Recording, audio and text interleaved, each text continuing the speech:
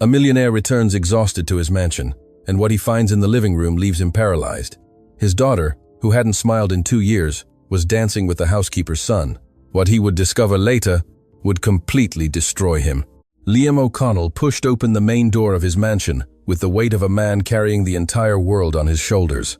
It had been an endless day at the offices of the Northern Peaks Hospitality Group, and all he wanted was to get to his room, take off his shoes, and disappear from the world for a few hours. But barely 3 steps inside his own house, his legs stopped responding. From the main living room came a sound that paralyzed his entire body, as if his feet had been nailed to the marble floor. It was a laugh, a childlike laugh, clear, free, a laugh that Liam O'Connell hadn't heard in so long that he had almost forgotten what it sounded like. It was his daughter Lily's laugh. He approached slowly, holding his breath, as if fearing that any noise could break that impossible moment. And when he finally peered into the living room, what he saw left him speechless, breathless, unable to process what his own eyes were showing him. In the middle of the mansion's most elegant living room, sitting on the floor with an old guitar resting on her knees, was Clara Jensen, the housekeeper his mother had hired just weeks before.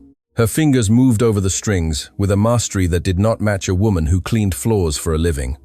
The melody flowing from that guitar was soft, enveloping, like an invisible caress that filled every corner of the room. What shattered his heart was seeing Lily, his little Lily, dancing. His daughter, that child who had uttered nothing but monosyllables since her mother's death, was holding hands with a boy Liam had never seen. The two spun awkwardly, as only children know how, with that imperfect grace more beautiful than any professional choreography. Lily laughed with her mouth open, her eyes sparkling, her whole body vibrating with a joy that seemed to have been locked away for centuries, waiting for the exact moment to explode. Liam had to hold onto the doorframe because his legs were trembling. His vision blurred, and he felt something warm tracing his cheeks. He was crying. A man who ran a hotel empire, who negotiated multi-million-dollar deals without batting an eyelid, was silently weeping at the entrance to his own living room because his daughter was doing something as simple as laughing. "Who are you?" he wanted to ask the boy dancing with Lily. "What's going on here?" he wanted to demand of the housekeeper, who played the guitar like a conservatory artist. But the words wouldn't come out. He stood there, motionless, observing a scene that seemed pulled from another universe, from a reality where his daughter wasn't broken by pain. The boy dancing with Lily must have been only slightly older than her. He moved with that overflowing energy of childhood, guiding Lily with surprising tenderness, twirling her gently, as if instinctively knowing she was fragile and needed to be treated with delicacy. "Again, again," Lily exclaimed in a voice Liam barely recognized because it had been so long since he'd heard her speak with enthusiasm. Clara smiled and began to play a new melody, something faster this time, and the two children burst into laughter as they tried to keep pace with their little feet. It was then that the boy noticed Liam's presence in the doorway. He stopped immediately, and his expression changed from joy to fear in a fraction of a second. He let go of Lily's hands and stepped back several paces, looking down at the floor as if he had done something terrible. "Mom," the boy whispered, his voice trembling, tugging on Clara's sleeve. Clara looked up, and her eyes met Liam's. The guitar abruptly stopped playing, as if someone had cut the electricity. A look of absolute terror spread across Clara's face, the kind that only appears when you know everything you've built is about to crumble. "Mr. O'Connell," Clara said, standing up so quickly that the guitar almost fell. "I can explain. I know I shouldn't have brought my son. It's just that his caregiver had an emergency, and I had no one else. And I swear this won't happen again." "Who is that boy?" Liam interrupted, but his voice didn't sound as he expected. It didn't sound like the voice of an angry boss. It sounded like the voice of a man who had just witnessed a miracle and needed someone to confirm he hadn't dreamed it. "He's my son, sir. His name is Leo. I apologize profusely. It will never happen again. Please, don't fire me. This job is all I have." Lily was laughing. The phrase left Liam's mouth like a sacred whisper, and Clara fell silent, not knowing how to interpret those 3 words. "My daughter was laughing," Liam repeated, and this time his voice broke in a way that made even little Leo look up from the floor to observe the tall man who openly wept in the doorway of his own living room. "Daddy," Lily said, approaching Liam with that naturalness only children possess, pulling his hand to drag him to the center of the room. "Leo is my friend, and Clara plays the guitar beautifully. Do you want to dance with us?" Liam knelt in front of his daughter, taking her shoulders with trembling hands. He looked into her eyes and saw something he had stopped searching for: life. There was life in those eyes that had been empty, dull for so long, like windows of an abandoned house. And that life had returned not because of expensive therapists, not because of imported toys, not because of trips to international theme parks. It had returned because of an old guitar, a housekeeper, and a boy who had taught her to dance. Since when? How long have you been doing this? Liam asked, turning to Clara, as he wiped away tears with the back of his hand. Clara swallowed hard, visibly terrified that her answer might cost her job. It wasn't planned. Sir. The first time I brought Leo because I had no one to leave him with. Lily was sitting alone on the stairs. My son approached her and offered to play. She didn't respond, but he insisted. And when I started playing the guitar while cleaning, Lily simply stood up and started moving to the music. And no one told me anything? Clara's silence was more eloquent than any answer. Before Liam could process all the information, a sharp voice cut the air from the hallway like a knife, tearing silk. What is this uproar? Eleanor O'Connell appeared at the entrance to the living room, with that upright posture and implacable gaze she had perfected over decades of ruling that house as if it were her own kingdom.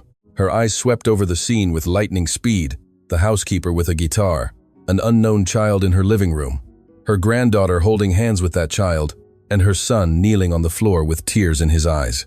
Liam, can you explain why there's a strange child in my house? Playing with Lily? Mrs. O'Connell asked with a calm that was more threatening than any shout. Grandma, he's my friend, Lily said with a firmness that surprised everyone in the room, including Liam. Mrs. O'Connell looked at her granddaughter as if the child had uttered a forbidden word. Then she directed her gaze towards Clara, and what reflected in her eyes made Leo instinctively hide behind his mother. Mrs. Jensen. Mrs. O'Connell said with that tone she used to remind everyone in that house of their exact place in the hierarchy. You were hired to clean, not to organize children's parties in the main living room, and certainly not to bring your children into a house that doesn't belong to them. Mother, Liam intervened, slowly standing up. Lily was laughing. Do you understand what that means? I understand that my granddaughter needs appropriate company, not that of Mrs.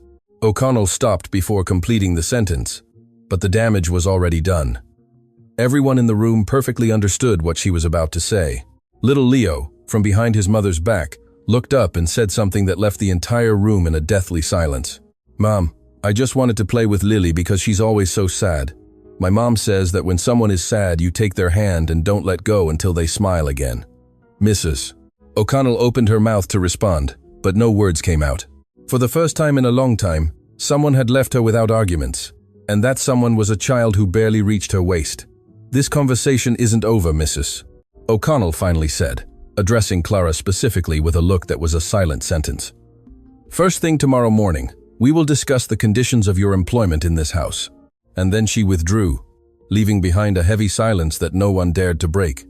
Liam looked at Clara, whose eyes were red-rimmed, hugging her son against her chest as if fearing someone would tear him away.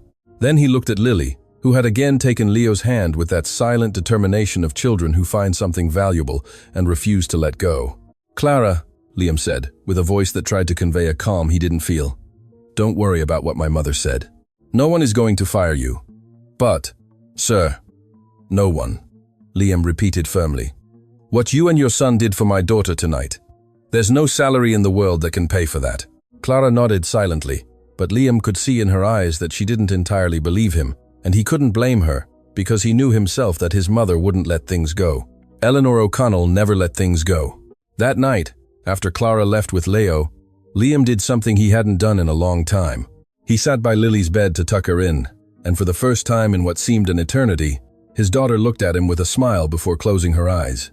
Daddy, Lily whispered, already half asleep. Can Leo come tomorrow too? Liam felt his heart tighten in his chest. We'll see, my love. He told me his daddy is also in heaven, like Mummy, Lily murmured, and with that devastating phrase, she fell deeply asleep. Liam remained motionless beside his daughter's bed for several minutes, processing those words. Leo had also lost his father. Two children broken by the same wound had found each other in the living room of a mansion. And without therapists, without diagnoses, without medications, they had healed each other with something as primitive and powerful as holding hands and dancing. But while Liam processed that discovery, in another corner of the mansion, Mrs. O'Connell picked up her phone and dialed a number she had saved for special occasions. Vanessa, she said in an icy voice, I need you to come early tomorrow. We have a problem to resolve before it gets out of control. On the other end of the line, Vanessa Thorne smiled in a way no one would want to see in the dark. "Count on me, Mrs. O'Connell. That's what I'm here for." What neither of them knew was that this call would unleash a chain of events that would shake the foundations of that mansion and expose secrets buried for years under layers of appearances, lies, and a complicit silence about to break in the most devastating way possible. The next morning, Liam woke with a strange feeling in his chest. It wasn't anguish, it wasn't worry.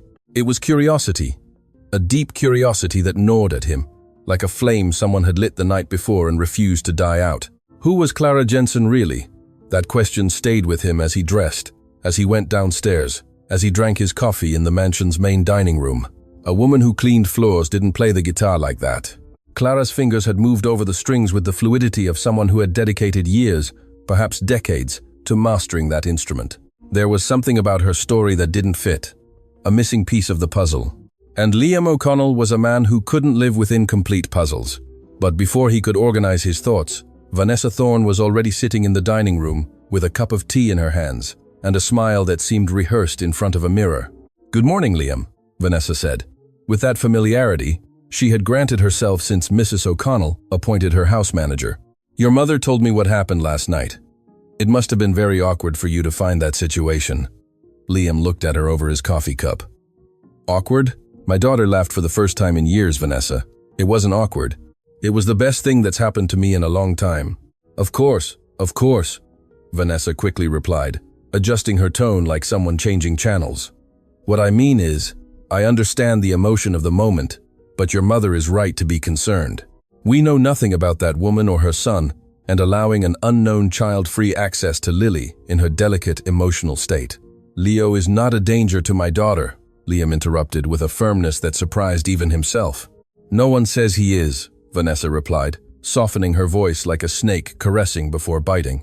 "I'm just saying it would be prudent to investigate a little, to know who that woman is before opening the doors of your home and your family to her." Liam remained silent, and although it bothered him to admit it, a part of him recognized that Vanessa had a point, not out of distrust towards Clara, but because he needed to understand how a woman with such musical talent had ended up cleaning other people's mansions. That very morning, Liam made a decision. Instead of going directly to the Northern Peaks Hospitality Group offices, he asked his personal assistant, a discreet and efficient man named David Chen, to investigate Clara Jensen's background. He didn't want an invasive or police investigation, he just wanted to understand her story. Meanwhile, in the service kitchen, Clara prepared cleaning supplies with trembling hands. She hadn't slept all night. Mrs. O'Connell's words kept swirling in her head like a tornado, threatening to destroy the little she had managed to build. This job was her only livelihood, the only barrier between her and the street, between Leo and hunger. "Mum, are you okay?" Leo asked, sitting in a corner of the kitchen with an old notebook where he drew, waiting for his mother to finish her first tasks before dropping him off at the community school. "I'm fine, my love." Clara lied with that ability mothers develop to disguise fear with smiles. "I'm just a little tired." "The lady from yesterday is angry because I played with Lily?" Leo asked, without looking up from his drawing. With that brutal perception, children have learned to read the environment to survive. Clara knelt beside her son and stroked his head. "Don't worry about that, Leo. You didn't do anything wrong. Playing with someone who is sad is one of the kindest things a person can do." "My daddy used to say that," Leo replied naturally, like someone mentioning the weather. He said music and friendship heal everything. Clara had to restrain herself so her son wouldn't see her cry. The mention of her husband always opened a wound that never quite closed. But before she could answer, the kitchen door opened, and someone Clara didn't expect to see so early appeared. Liam O'Connell stood in the doorway of the service kitchen, a place he probably hadn't entered in years. His presence there was so unusual that even the cook, Mrs. Schmidt, dropped the wooden spoon she was holding. "Clara, can we talk for a moment?" Liam asked in a tone that tried to be casual but betrayed nervousness. Clara stood up immediately, smoothing her clothes with her hands in an involuntary gesture. "Of course, Mr. O'Connell, in the library if it's no trouble. And you can bring Leo if you like." Clara and Leo followed Liam through the mansion's hallways to the library, a huge room filled with floor-to-ceiling shelves that smelled of old wood and forgotten pages. Leo looked at everything with wide eyes, as if he had entered a storybook castle. "Clara," Liam began, sitting across from her with a mahogany table between them. "I need to ask you a question, and I need you to answer me honestly." Clara nodded, squeezing Leo's hand under the table. "Where did you learn to play the guitar like that?" Of all the questions Clara had imagined, that was the one she least expected and the one she most feared. Her face changed expression, as if someone had opened a door she had been trying to keep locked for years. "That was in another life, Mr. O'Connell," Clara replied in a low voice. "A life that no longer exists." "I'd like to know about that life," Liam insisted softly. "Not as your boss, but as the father of a little girl who smiled last night thanks to you." Clara remained silent for a long moment. Leo looked at her with those eyes that knew parts of the story, but not all. Finally, Clara took a deep breath and began to speak. "I studied music from a very young age. My father was a carpenter, but he loved the guitar more than anything in the world. He taught me my first chords before I could read. When I grew up, I won a scholarship to study at the Royal Canadian Conservatory of Music. I was the first person in my family to attend university."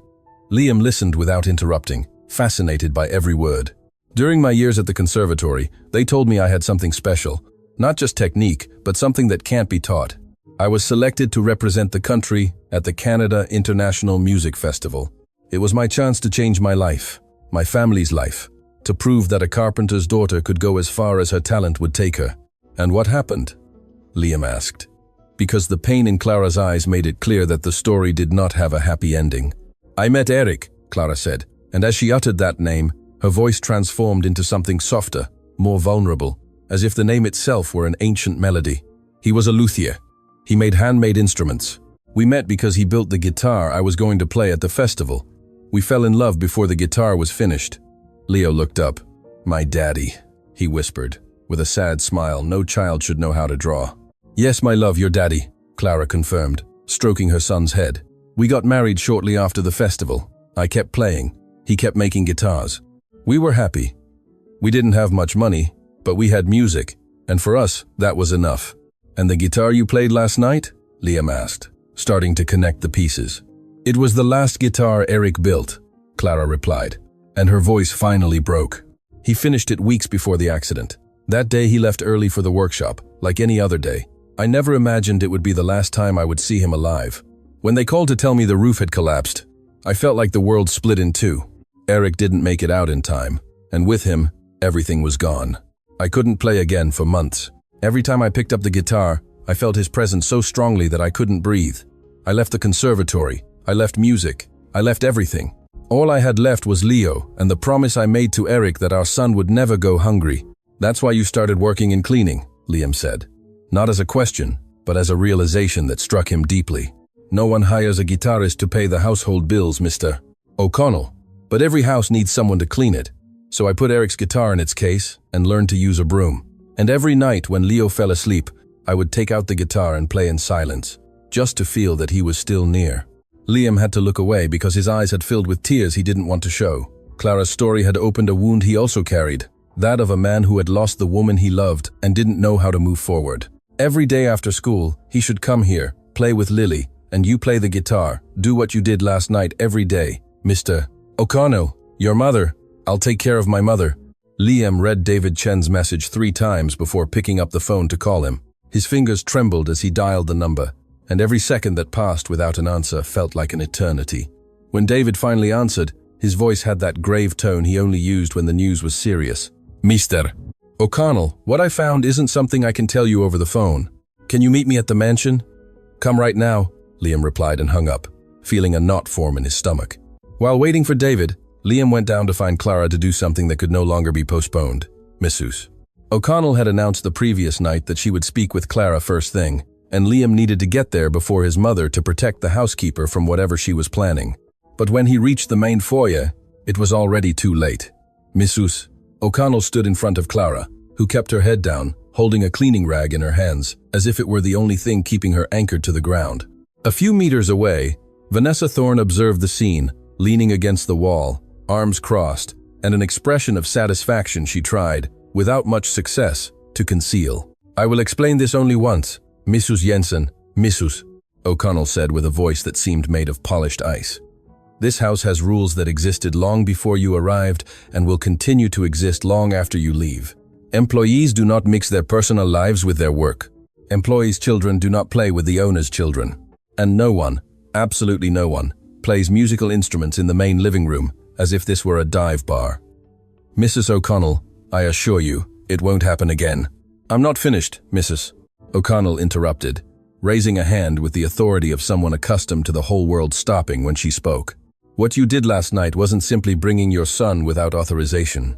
What you did was take advantage of my granddaughter's vulnerability. Lily is a fragile child, undergoing professional treatment, and you, without any training or right, decided to play therapist with a guitar. I never meant to. What you meant or didn't mean is irrelevant. Results are what matter. And the result is that my granddaughter will now develop an emotional dependence on your son and on you, which will complicate all the work that the true professionals have been doing. Liam clenched his fists at his sides. Every word from his mother burned inside him, but he knew that interrupting Mrs. O'Connell in the middle of one of her speeches would only make things worse. He needed to wait for the right moment. So, these are the new conditions. Mrs. O'Connell continued, pulling a folded paper from her jacket pocket. First, your son will not set foot in this house again under any circumstances. Second, you are strictly limited to your cleaning duties, without interacting with Lily beyond what is absolutely necessary. Third, that guitar disappears from this property today. If you accept these conditions, you can keep your job. If you don't accept them, Vanessa has your severance package ready.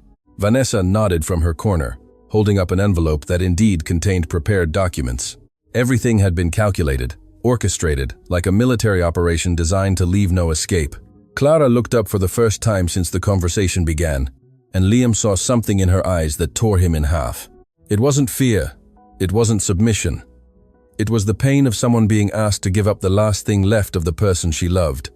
Her guitar. The guitar where Eric's soul lived. Mrs. O'Connell, Clara said with a voice that trembled, but refused to break completely. I can accept not bringing my son. I can accept limiting myself to my duties. But that guitar is the only thing I have left of my husband. It's the only thing my son has of his father. I cannot. Mother, enough. Liam's voice cut through the room like a lightning bolt splitting an ancient tree. Everyone turned to him. Mrs. O'Connell with surprise, Vanessa with alarm, and Clara with a mixture of relief and terror that his intervention might make everything worse. Liam, this is a conversation about household administration.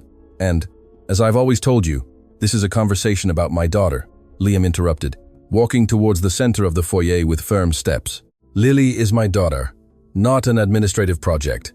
And what Clara and Leo achieved in one afternoon is more than any professional has achieved in years. So there will be no new conditions, no severance, and that guitar is not leaving this house. The silence that followed was so heavy it seemed to have physical form. Mrs. O'Connell looked at her son with an expression Liam knew too well, that of a woman unaccustomed to losing battles and with no intention of starting now. You're making a mistake, son, Mrs. O'Connell said in a low voice, almost a whisper. And when the consequences come, I hope you remember this moment. Mrs. O'Connell withdrew with Vanessa on her heels, and the foyer fell silent. Clara was visibly trembling, and Liam had to resist the urge to approach and comfort her, aware that any gesture of closeness could undoubtedly be misinterpreted by eyes watching from every corner of that house. Thank you, Mr. O'Connell, Clara whispered. Don't thank me. What you did for Lily. I'm the one who should be thanking you on my knees. Before he could say anything more, the mansion's doorbell rang. It was David Chen, punctual as always, with a briefcase under his arm and an expression that confirmed what he brought was not simple. Liam received him in his private study, locking the door. David opened the briefcase and took out a folder, placing it on the desk with the delicacy of someone handling explosive material. Sir, I did a basic search as you asked. Public records, digital archives, press clippings. What I found was unexpected. Liam opened the folder. The first pages were digital cutouts from newspapers and cultural magazines dating back several years. All of them featured Clara Jensen's name, associated with the Royal Canadian Conservatory of Music, but not as just any student. Clara Jensen was considered one of the most talented guitarists of her generation, David explained as Liam read with ever-widening eyes. She won 3 national awards before completing her training. 1. She was selected to represent the country at the Canada International Music Festival in Vienna. The press called her the voice of the strings. She was, according to all experts, an artist destined to change the history of classical music on our continent. Yeah. And what happened? Liam asked, though he already knew part of the answer from that morning's conversation in the library. That's where things get complicated, sir, David said, moving to the next section of the folder. Clara's husband, Eric Jensen, was a luthier, a renowned artisan who made instruments for professional musicians. But what Clara probably didn't tell you is exactly how he died. Liam stopped reading and looked directly into his assistant's eyes. Erik Jensen worked making instruments in a workshop that operated within an industrial building. That building was owned by a corporate conglomerate that ignored warnings about structural problems and safety conditions for years. One day, part of the workshop roof collapsed. Erik was the only worker who didn't make it out in time. "My God," Liam murmured. "But that's not all, sir." Clara tried to sue the company that owned the building. She hired a lawyer with the few savings she had, but the company had a powerful legal team that crushed the case before it ever reached trial. Not only did she receive no compensation, but the legal fees left her completely ruined. She lost her apartment, she lost her savings, she lost everything, and the company never took responsibility. Liam felt each revelation hit his chest harder than the last. But what David said next was what made the ground disappear from under his feet. "Sir, I investigated which company owned that industrial building. The conglomerate that ignored safety warnings that let Erik Jensen die, and that then legally destroyed his widow so as not to pay a single cent in compensation." David paused, a pause that seemed to last an eternity. "The building belonged to O'Connell Holdings, the company your father founded, and that your mother managed during the years you dedicated yourself exclusively to the hotel business." Liam stood completely still. His brain tried to process the information, but it was as if David's words were written in a language he suddenly couldn't understand. "Are you telling me that my family, that my father's company, is responsible for the death of Clara's husband?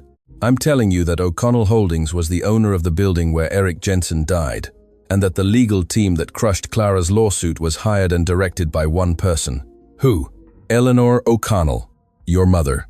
The world stopped spinning for Liam at that instant. The walls of his study seemed to close in around him as his mind desperately tried to connect the pieces of a monstrous puzzle. His mother had hired Clara weeks ago. His mother, who now wanted to fire her with such urgency. His mother, who had destroyed that woman's life years before without anyone knowing. "Does Clara know?" Liam asked, in a strained voice. "Does she know she works in the house of the family that destroyed her life?" "That's what I couldn't determine, sir. But there's something else." "More?" David pulled out the last page of the folder. It was a copy of a hospital record. "Your wife, Mrs. Sarah O'Connell, before she passed away, was hospitalized at Willow Creek Hospice. During her last weeks, she received regular visits from a volunteer who kept her company and played the guitar to ease her pain. That volunteer signed the visitor log with her full name." Liam took the sheet with trembling hands and read the name written on the visitor line. "Clara Jensen." The sheet slipped from his fingers and fell to the floor as Liam collapsed into his chair, unable to bear the weight of a truth that had just split his life into two irreconcilable halves, before, knowing, and after. The woman who cleaned his house had comforted his dying wife. The woman whose life his mother had destroyed had spent the last weeks playing guitar by Sarah's bedside so she wouldn't die alone, and neither of them had ever known who the other was. Liam didn't sleep that night. Every time he closed his eyes, David's revelations repeated in his mind, like a horror movie he couldn't turn off. His mother had destroyed Clara's life. His wife Sarah had been comforted by Clara in her last days, and now that same woman was cleaning the floors of the O'Connell mansion, unaware that she slept under the same roof as the people responsible for her tragedy. Or perhaps she did know. That possibility tormented him the most. What if Clara had deliberately sought this job? What if everything was part of a carefully designed plan? What if the guitar, the games with Lily, the connection with Leo, were pieces of a carefully engineered revenge? But then Liam remembered Clara's eyes when she spoke of Erik in the library. He remembered the tremor in her voice, the way her son looked at her with that mixture of admiration and concern. No one could fake that level of pain. No one could manufacture that kind of truth. The next morning, Liam made a decision that filled him with fear, but he knew was necessary. He was going to talk to Clara and tell her everything he had discovered. He couldn't keep looking her in the eyes, carrying that secret. But before he could find her, something happened that completely changed the course of that day. Lily woke up humming. Liam was in the hallway when he heard the melody coming from his daughter's room. He stopped with his hand on his heart, paralyzed for the second time in a few days by a sound he thought impossible. He approached the slightly open door and saw Lily, sitting on her bed, moving her bare feet as she hummed the same song Clara had played on the guitar that first night. "Daddy," Lily said, noticing him at the door. "Leo's coming today." Liam knelt by his daughter's bed and stroked her hair. "Yes, my love. Leo is coming today. I want him to teach me to dance better. He knows how to spin a lot without falling. Liam smiled, his eyes moist. His daughter was planning activities, expressing desires, looking forward to the future things the best specialists had tried to achieve for years without success. He decided he needed a professional opinion before speaking with Clara. He called Dr. Arthur Finch, the child therapist who had been treating Lily since Sarah's loss. Dr. Finch was a man with a calm voice and deep gaze, who had dedicated his life to healing the invisible wounds of children. "What you describe is extraordinary, Mr. O'Connell," Dr. Finch said, after hearing everything that had happened. Lily had built an emotional wall as a defense mechanism against the loss of her mother. No conventional therapeutic technique had managed to penetrate it because that wall was made of the most resilient material there is: the pain of a child who lost the person she loved most. And how is it possible that a child and a guitar achieved what years of therapy couldn't? Because children don't analyze pain, Mr. O'Connell. Children simply feel it. And when Lily found another child who carried the same wound, something happened that in psychology we call emotional recognition. Leo didn't try to cure Lily. He simply showed her she wasn't alone. And that was enough for her to decide, for the first time, that it was worth feeling again. "Doctor, I need you to come to the mansion. I need you to evaluate Lily and tell me exactly what we should do, not to ruin this progress." "I'll be there this afternoon, Doctor," Finch confirmed. But while Liam organized the therapist's visit, in another corner of the mansion, something much less noble was brewing. Vanessa Thorne had spent the entire night studying the letter she had intercepted from the Royal Canadian Conservatory of Music. The content of that letter was a bomb that could destroy Clara or elevate her, depending on who detonated it and with what intention. The letter informed Clara that the conservatory had initiated a special reintegration program for talented former students who had abandoned their studies due to extraordinary circumstances. The program included a full scholarship, access to international teachers, and the possibility of resuming her musical career exactly where she had left off. The conservatory not only remembered Clara Jensen, but was actively looking for her because one of her former professors had launched a campaign to recover the lost talents of her generation. Vanessa immediately understood the power of that information. If Clara received that letter, she would have an opportunity to rebuild her life away from the O'Connell mansion. She would leave, she would take Leo, and Lily would lose the only connection that had made her smile again. Liam would blame Clara for abandoning them, and everything would go back to how it was before. But Vanessa didn't just want Clara to leave. She wanted her to leave disgraced, humiliated, branded as someone who could never be trusted. Because Vanessa had seen how Liam looked at Clara, and she recognized that look. It was the same look she had been waiting years for Liam to direct at her. So Vanessa devised a plan she presented to Mrs. O'Connell that same morning while they had tea in the back garden. "We won't deliver the letter," Vanessa explained with the precision of someone who had studied every detail. "But we will use it. We'll make it seem like Clara was using her position in this house for personal gain, that she intentionally approached Lily to gain Liam's trust and obtain contacts that would allow her to return to the music world." Mrs. O'Connell listened attentively, and in her eyes shone something Vanessa interpreted as approval. But the truth was that much more complex and darker calculations were operating in Mrs.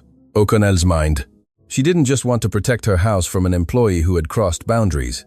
She needed Clara to disappear before anyone discovered the connection between O'Connell Holdings and Eric Jensen's death. Because if Liam discovered that truth, not only would he lose his son forever, but the entire family empire would collapse under the weight of a scandal that no lawyer could contain. "Do it, Mrs. O'Connell said with the coldness of someone signing a sentence. "But make it clean. I don't want any scandals." That afternoon, while Dr. Finch evaluated Lily in the library, Vanessa executed the first phase of her plan. She waited for Clara to be cleaning the west wing of the mansion and quietly entered the small room the housekeeper used to store her belongings during the workday. There she found what she was looking for: Eric's guitar case. Vanessa opened the case carefully and placed inside an object that would bring Clara's entire world crashing down: a diamond bracelet that belonged to Mrs. O'Connell. An antique, family, invaluable piece, the kind of object whose disappearance would trigger an immediate investigation and whose discovery in an employee's belongings would leave no room for doubt. She closed the case, left it exactly as she had found it, and left the room with the same discretion with which she had entered. The bracelet would be reported missing that same night. The search would inevitably lead to Clara's belongings, and when they opened that case in front of Liam, there would be no possible explanation to save the guitarist. Meanwhile, in the library, Dr. Finch finished his evaluation of Lily with results that left Liam speechless. Your daughter has experienced an emotional breakthrough that I would classify as extraordinary, the doctor said, reviewing his notes with an expression of genuine astonishment. Not only has she regained the ability to express positive emotions, but she is developing new emotional bonds, something that seemed completely impossible weeks ago. And what do you recommend, doctor? That you change absolutely nothing. Lily's connection with that child and with Clara's music is therapeutic on a level that science is just beginning to understand. Interrupting that bond now would be like uprooting a plant that has just sprouted after years of drought. Liam nodded, and at that moment, he decided that neither his mother, nor Vanessa, nor anyone in the world would separate Lily from the people who had managed to bring her back to life. But life has a cruel way of testing our determinations at the exact moment we believe ourselves strongest. That night, after Clara finished her workday and prepared to leave with Leo, Mrs. O'Connell's voice echoed throughout the mansion's ground floor like a blood-curdling alarm. "My bracelet! My mother's bracelet has disappeared!" In a matter of minutes, the entire mansion was in motion. Mrs. O'Connell demanded that every room, every corner, every possession be searched. Vanessa directed the search with suspicious efficiency, subtly guiding the staff towards the wing where Clara kept her things. Liam watched the scene with a bad feeling that twisted his gut. Something wasn't right. His mother had worn that bracelet hundreds of times and had never lost it. Why now, of all times? But before he could intervene, one of the employees participating in the search approached Vanessa with an uncomfortable expression. "Miss Thorne, we found something in Mrs. Jensen's room." The silence that fell over the mansion was deathly. All eyes turned to Clara, who stood by the front door with Leo holding her hand, ready to go home. Her face reflected absolute confusion, that of someone who didn't understand why everyone suddenly looked at her as if she had committed an unforgivable crime. Vanessa walked to Clara's room and returned, holding the open guitar case. Inside, gleaming under the foyer lights, like a silent accusation, was Mrs. O'Connell's diamond bracelet. "No," Clara whispered, shaking her head as she took a step back. "That's not possible. I would never." "The evidence speaks for itself, Mrs. O'Connell pronounced with a coldness that could have frozen the sun. Liam watched the scene, his brain processing 1,000 possibilities per second. Eric's guitar. They had put the bracelet inside Eric's guitar. Not in a purse, not in a drawer, but in the most sacred object Clara possessed. And that was exactly what didn't make sense. Because no person who hides something stolen puts it in the one place they know they protect with their life.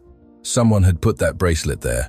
Someone who knew exactly what that guitar meant to Clara and who had chosen that hiding place on purpose so that the accusation would be more devastating, more personal, more impossible to refute. And as Liam reached that conclusion, little Leo let go of his mother's hand, stepped forward, and with the trembling but firm voice of a child who has seen too many injustices to stay silent, said something that left everyone present glued to their spot. "My mom would never put anything inside that guitar. That guitar is my daddy's. It's the most important thing we have. If someone put that in there, it was someone who wants to hurt my mom. And I know there are people in this house who don't want us here." Leo's eyes, without pointing to anyone specifically, swept the foyer with a clarity that even Mrs. O'Connell shuddered at. And Vanessa, for the first time since she had designed her perfect plan, felt something she hadn't anticipated. Fear. Fear of a child who had just spoken the most dangerous truth of all. Not because he had proof, but because he had said it with the unwavering conviction of someone who knows his mother's heart better than anyone in the world. Leo's words hung in the air of the foyer like a sentence no one dared to touch. Liam looked at the boy with an admiration that pained his chest, because that little one had just done what no adult in that mansion had had the courage to do: speak the unvarnished truth. But Mrs. O'Connell was not a woman to be destabilized by a child's words. "How touching," she said with that icy smile she used when she felt threatened but would never admit it. A child defending his mother. It's natural, it's understandable, but feelings don't erase evidence. The bracelet was found among your belongings, Mrs. Jensen. That's a fact. A fact that someone fabricated, Liam responded, stepping forward, interposing himself between his mother and Clara like a human shield. "Are you accusing someone in this house of planting false evidence?" Mrs. O'Connell asked, raising an eyebrow with perfectly feigned incredulity. "Who exactly, Liam? Me? Vanessa? The staff who have worked here for years with unimpeachable loyalty? I'm saying Clara didn't put that bracelet there. And how can you be so sure? You've known her for how long? Weeks? I've lived in this house for decades. I've cared for every object, every memory, every piece of this family, and you prefer to believe a stranger over your own mother." Mrs. O'Connell's words were designed to strike exactly where it hurt most. Family loyalty. And Liam could feel those words finding their target, because despite everything he knew, despite David's revelations, she was still his mother, the woman who had raised him, who had supported him through the worst moments of his life, who had held this family together when his father died. It was that instant of hesitation that Clara perceived with the sensitivity of someone who has learned to read silences to survive. "Mr. O'Connell," Clara said with a voice that had found an unexpected calm amidst the chaos. "You don't need to fight with your mother over me. I know what I did and what I didn't do. My conscience is clear." She bent down, picked up the guitar case with the bracelet still inside, and placed it gently on the foyer table. Then she took Eric's guitar, the only possession that truly mattered to her in the world, and held it against her chest like someone embracing a living person. "They can keep the bracelet, they can search every corner of my life if they want. They won't find anything because there's nothing to find. The only thing I'm taking from this house is what I brought with me, my guitar and my son." "Clara, wait," Liam said in desperation, but she was already walking towards the door. "Mum, are we not coming back?" Leo asked quietly, taking her hand as they walked. Clara didn't answer. She couldn't, because if she opened her mouth at that moment, she would break down completely in front of the very people who had orchestrated her humiliation.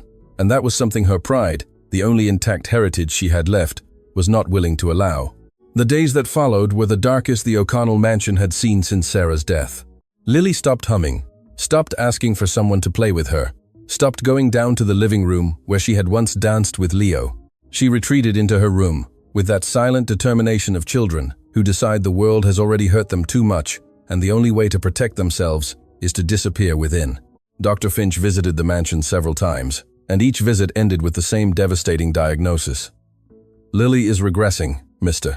O'Connell, and she's doing so faster than she progressed. If we don't recover the stimulus that triggered her emotional opening, I risk her closing off permanently." "Permanently? What exactly does that mean, Doctor?" Dr. Finch's silence before answering was the most terrifying response Liam had ever received. "It means we could lose her, Mr. O'Connell. Not physically, but emotionally.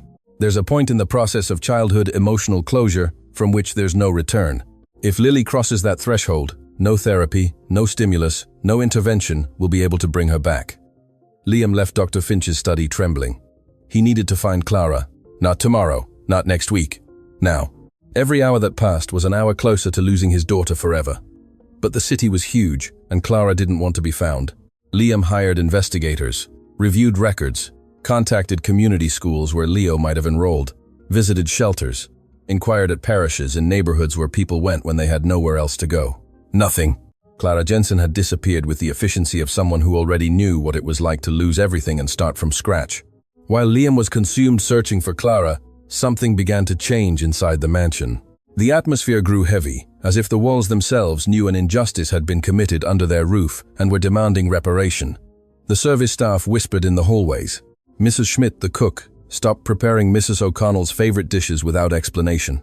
The gardeners avoided crossing paths with Vanessa, as if her presence caused them something they couldn't express in words. And it was precisely Mrs. Schmidt who one day approached Liam with the caution of someone who knows that what she is about to say could have enormous consequences. "Mr. Liam, forgive me for interfering where I'm not asked," the cook said in a low voice, making sure no one else could hear. "But my conscience won't let me sleep. The night the bracelet disappeared, I was in the kitchen preparing the next day's bread. From the kitchen, you can see the hallway leading to the room where Mrs. Jensen kept her things." Liam stopped breathing. That night, long before the scandal broke, I saw Miss Thorne enter that room. She was inside for several minutes and left with empty hands. At the time, I didn't think anything of it, but after what happened, sir, Clara didn't put that bracelet there. I tell you this with the certainty of a woman who has seen honesty and lies pass through this kitchen for many years. That girl is innocent, Mrs. Schmidt's testimony fell upon Liam like the last piece of a puzzle he already knew, but needed someone else to confirm. Vanessa had planted the bracelet. His mother had authorized it, and between the two of them, they had expelled the only person who had managed to bring Lily back to life from that house. Liam walked directly to his mother's study. He didn't knock on the door. He opened it wide and found Mrs. O'Connell, sitting at her desk reviewing documents as if the world wasn't crumbling around her. "We need to talk, Mother, and this time you're going to tell me the truth. Liam, I don't know what your Vanessa planted the bracelet in Clara's things. I have a witness, and before you try to discredit them, you need to know something else. I know about O'Connell Holdings. I know about the collapsed building. I know what you did to Clara Jensen years before she ever set foot in this house. Mrs. O'Connell's face changed as if someone had torn off a mask she had worn for decades. There was no immediate denial, no fabricated indignation. There was something much more disturbing. Silence. A silence that admitted everything without uttering a single word. And there's something you don't know either, Mother. Something that breaks my heart to have to tell you. What is it? Clara was the person who accompanied Sarah in her last days. While you organized funerals and I drowned in my grief, an unknown woman sat by my wife and played the guitar so she wouldn't feel afraid to go. That woman was Clara, the same woman whose husband died due to our company's negligence. The same woman you just expelled from our lives as if she were garbage. Mrs. O'Connell clutched her chest. For the first time in Liam's life, he saw something in his mother's eyes he never thought possible. Remorse.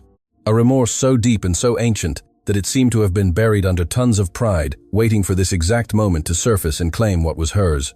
Liam, Mrs. O'Connell whispered. But her son had already left the study because Liam O'Connell no longer had time for explanations or apologies. His daughter was fading. Clara was missing, and every second that passed was a second he couldn't get back. That same night, as he reviewed the investigators' reports one last time without finding anything, his phone rang. It was an unknown number. Mr. O'Connell, a female voice he didn't recognize, said, "My name is Marie Dubois. I'm the director of the Open Hands Community Shelter. A woman arrived here a few days ago with her young son. She doesn't want to give her real name, but the boy tells everyone his daddy lives inside a guitar. I found your number on a card the boy kept in his pocket. I think you're the person this boy wants to find." Liam grabbed his car keys before the woman finished speaking. Liam drove through the city streets like a man possessed. Traffic lights became blurry streaks through the windshield as he repeated Marie Dubois' words in his mind. A boy who says his daddy lives inside a guitar. Only one boy in the entire world said that phrase. Only one. The Open Hands Community Shelter was in an area of the city Liam had never set foot in. The streets grew narrower as he drove, the buildings lower, the sidewalks more cracked. When he finally parked in front of the shelter, he had to stay in the car for a few seconds, trying to control the trembling of his hands before getting out. The building was a modest construction, with walls painted a color that was once cheerful, but time had turned into a tired shade. A plaque next to the door read, "Open Hands Community Shelter, because no one should face the night alone." Marie Dubois was waiting for him at the entrance. She was a woman with a firm gaze and hands hardened by years of social work. The kind of person who had seen so much suffering that nothing surprised her anymore, but who also hadn't become hardened enough to stop being moved. "Mr. O'Connell, before you go in, I need to explain something," Marie said in a serene but direct voice. When the woman and child arrived here, she was in a very fragile emotional state. She didn't want to give her real name. She registered as Mary. But the boy, children don't know how to lie when something hurts them. Leo told anyone who would listen that his mom played the most beautiful guitar in the world and that he missed a girl named Lily. The name of his daughter in that boy's mouth made Liam feel a direct blow to the center of his chest. "I found her crying one night in the shelter's courtyard," Marie continued. "She was sitting on the ground, hugging her guitar, rocking as if the guitar were a baby. I didn't ask her anything. I just sat beside her. After a long while, she told me a single sentence. They took away the only good thing I had left, and it wasn't even my fault. I didn't understand what it meant at the time, but now that I see you here, I think I'm starting to understand." "Can I see her?" Liam asked. His voice choked. "You can, but I warn you, that woman has wounded pride, and wounds of pride take the longest to heal. It won't be easy." Marie guided him through a narrow hallway to an inner courtyard, where several children played under the softly buzzing floodlights. And there, sitting on a wooden bench against the furthest wall, with Eric's guitar resting beside her like a silent companion, was Clara Jensen. Liam stopped several meters away. Clara's gaze was lost somewhere on the ground, her hands clasped over her knees. She looked thinner than before, with shadows under her eyes that spoke of sleepless nights and days without enough food. But still, even in those conditions, there was something in her posture that refused to break, a dignity that seemed made of a material no humiliation could bend. Leo was the first to see him. The boy was playing with other kids from the shelter when his eyes met Liam's. He froze for a second, as if his brain needed to confirm the image was real and not another of those dreams he had every night, where he returned to the mansion and danced with Lily. Then, without a word, he ran to his mother and tugged on her sleeve. "Mom," Leo whispered. "Mom, look." Clara looked up, and her eyes met Liam O'Connell's, standing in the courtyard of a community shelter, his suit wrinkled, his eyes red-rimmed, and an expression that was half relief, half shame. Clara's face transformed in a fraction of a second. First it was surprise, then confusion, and finally something Liam recognized with painful clarity: distrust. The distrust of someone who has been betrayed too many times to believe that someone comes with good intentions. "What are you doing here?" Clara asked, standing up with the same upright posture she had maintained the night she left the mansion. "I came to find you." "For what? To accuse me of something else? Has a necklace disappeared now? A ring? Do you want to search my guitar again to see if I hid a diamond crown?" Every word came out of Clara's mouth loaded with a pain that had fermented during days of uncertainty, nights sleeping in a shelter, mornings, explaining to her son why they couldn't go back to the house where he had a friend. "Clara," the bracelet was planted. Clara remained silent, but her expression didn't change. "Vanessa Thorne put the bracelet inside your guitar case. I have a witness who saw her enter your room that night. It was all a trap orchestrated to get you out of the house. And why should I believe you?" Clara replied with a calm that was more devastating than any shout. "Your mother humiliated me in front of the entire house. She treated me like a criminal in front of my son. And you, Mr. O'Connell, you just stood there, doubting. I saw how your mother's words made you hesitate. I saw that moment in your eyes. That instant when you considered the possibility that I was guilty. And that instant, that single instant of doubt, hurt more than everything else combined." Liam received those words like punches he knew he deserved. Clara was right. He had hesitated for a fraction of a second. He had allowed his mother's voice to weigh more than what his own eyes had seen, more than what his own heart knew to be true. "You're right," Liam said, without trying to defend himself. "I doubted, and I hate myself for it. But I'm here now, and I didn't just come to tell you that you're innocent. I came because I need to tell you something I discovered, something you deserve to know, even if it destroys me to say it." Clara looked at him with narrowed eyes, as if evaluating whether it was worth opening a door that might hide another betrayal. "What is it?" Liam took a deep breath. What he was about to say could make Clara hate him forever. It could destroy any possibility of her returning, but he had learned, perhaps too late, that truth was the only thing that could heal the wounds lies had caused. "Your husband Eric, the workshop where he worked, the building that collapsed, that building belonged to a company in my family, O'Connell Holdings. My mother managed that company in those years. She was the one who ordered the legal team to block your lawsuit after Eric's death. The silence that followed was not a normal silence. It was a silence that had weight, texture, temperature, a silence that could be touched and that burned." Clara took a step back as if Liam's words were a physical force pushing her. Her eyes filled with tears that refused to fall, held back by a will that had learned not to break in public. Her mouth opened, but no sound came out. Her hands began to tremble in a way that made Leo take her fingers with both his little hands, not understanding what was happening, but instinctively knowing his mother needed him.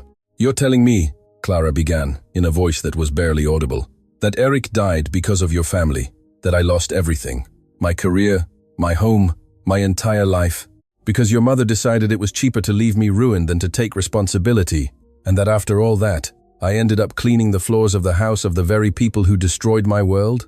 "Yes. You knew about it when you hired me, didn't you?" "I discovered it afterwards.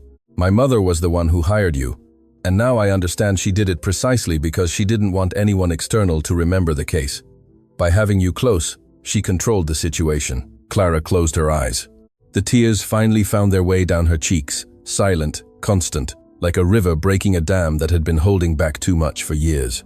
"There's something else," Liam said, and his own voice broke as he uttered the next words. "My wife Sarah, before she passed away, spent her last weeks at Willow Creek Hospice. A volunteer visited her every day and played the guitar to ease her pain. That volunteer was you, Clara.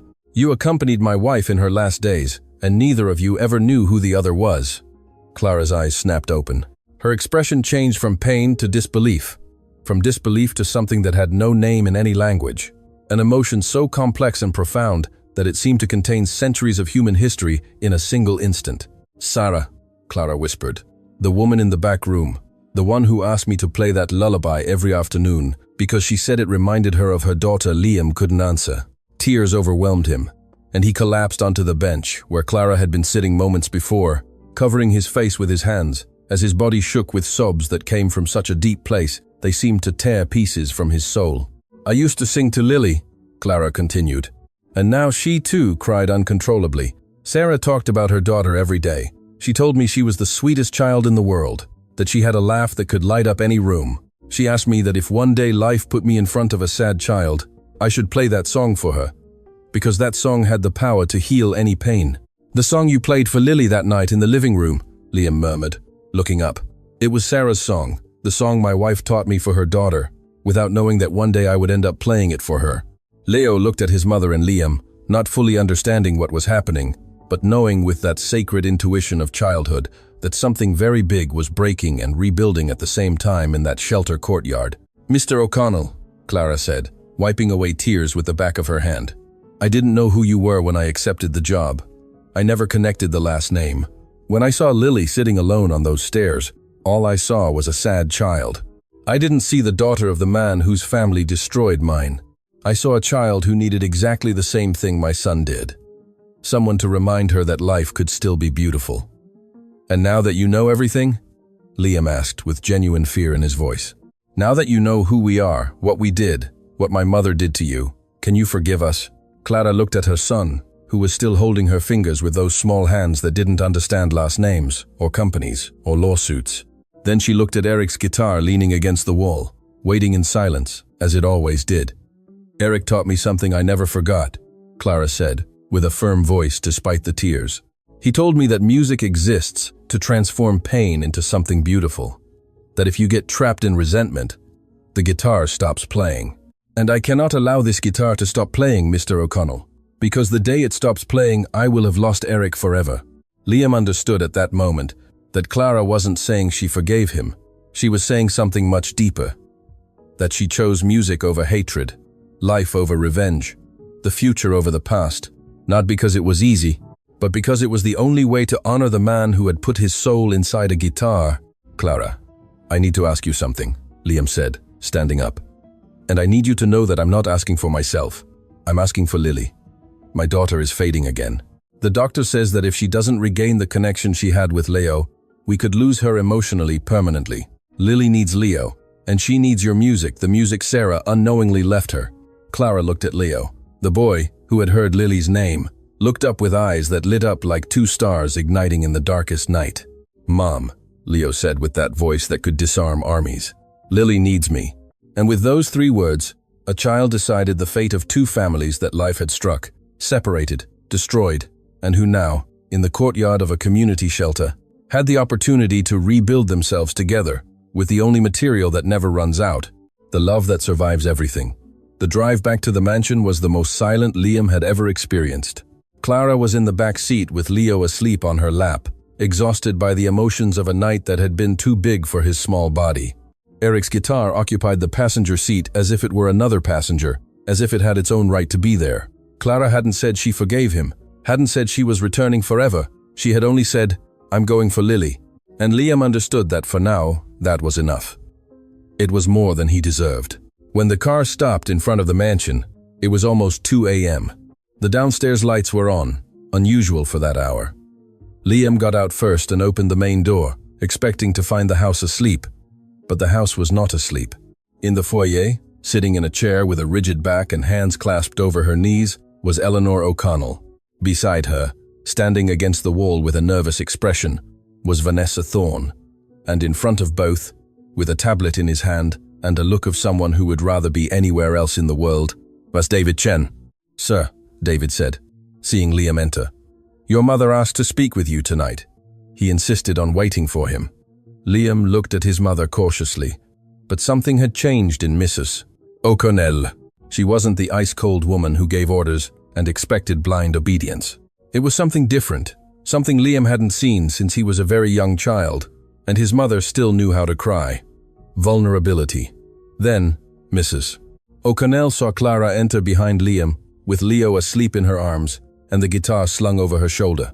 The 2 women looked at each other for an instant that contained years of compressed pain in a single glance. Clara didn't lower her eyes.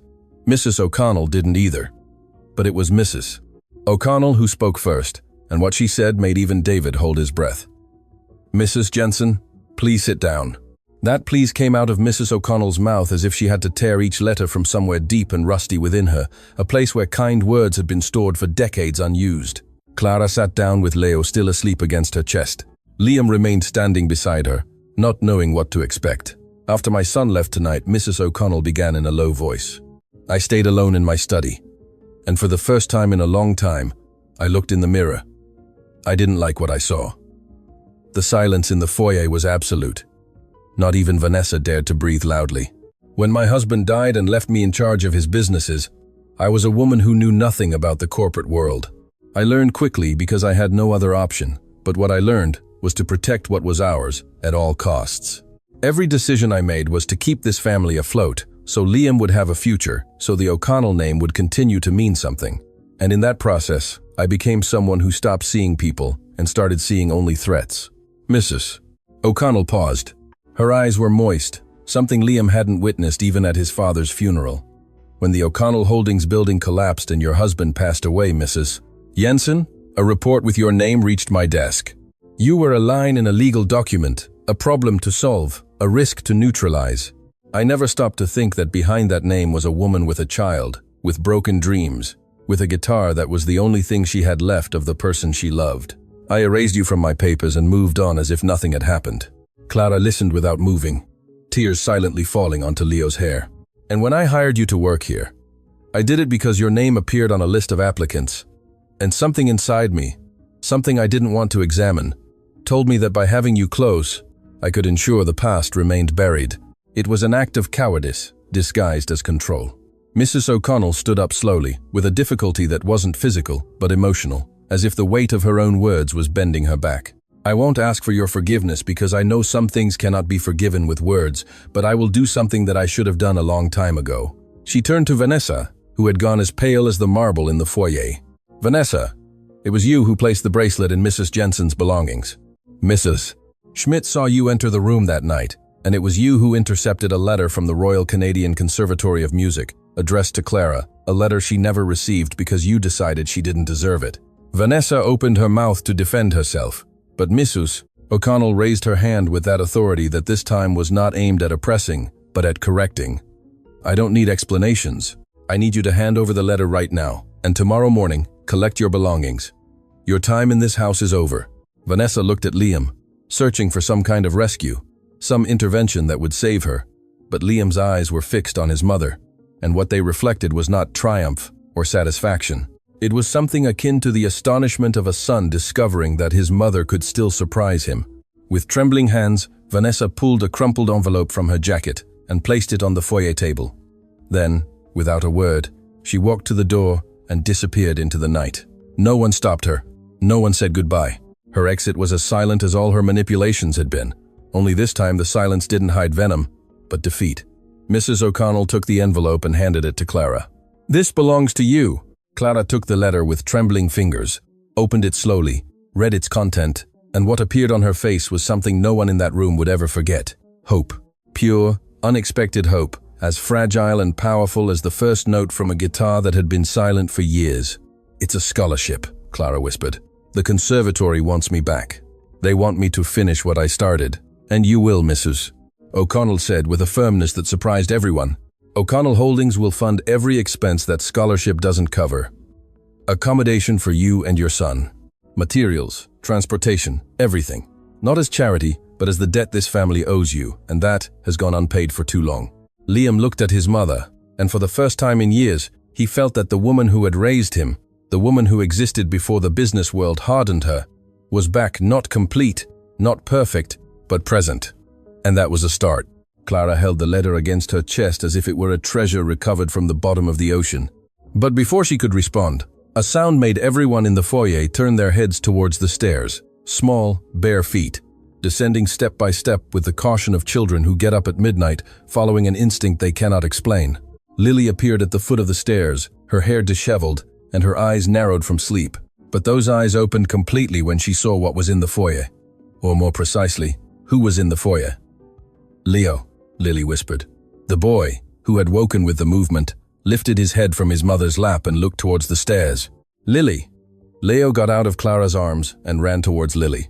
The girl came down the last steps and ran towards him, with a speed that belied the emotional lethargy that had consumed her for days. They met in the center of the foyer and hugged with that disproportionate strength children's hugs have when they reunite with someone they thought lost. "You left," Lily said, her voice broken.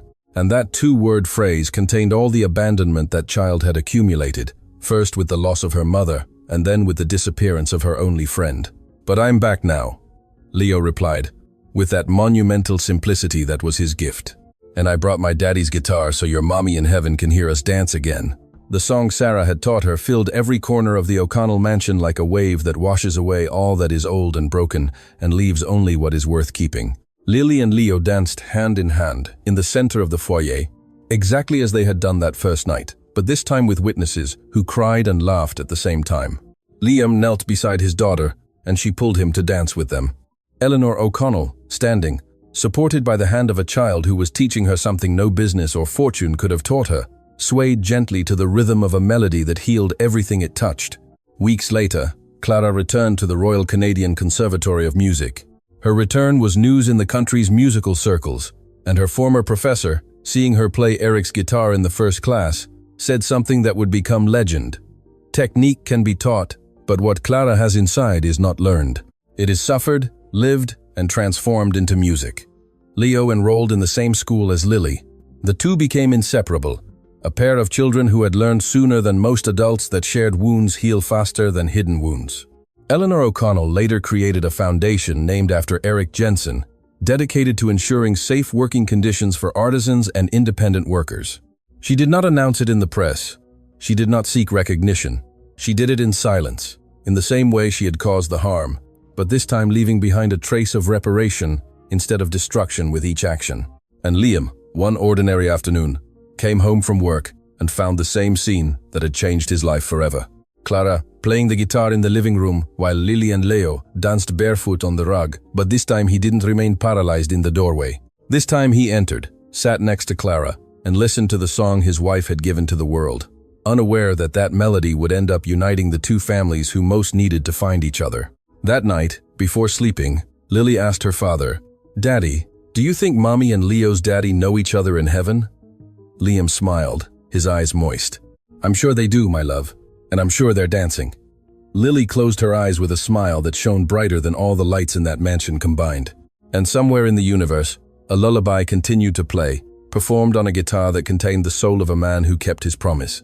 As long as those strings vibrated, he would never truly leave. There are instruments made of wood and strings, but there are others, the most valuable ones, made of love, of loss, of the unbreakable decision to transform pain into the most beautiful melody the world has ever heard. And that guitar, Eric Jensen's last guitar, never stopped playing.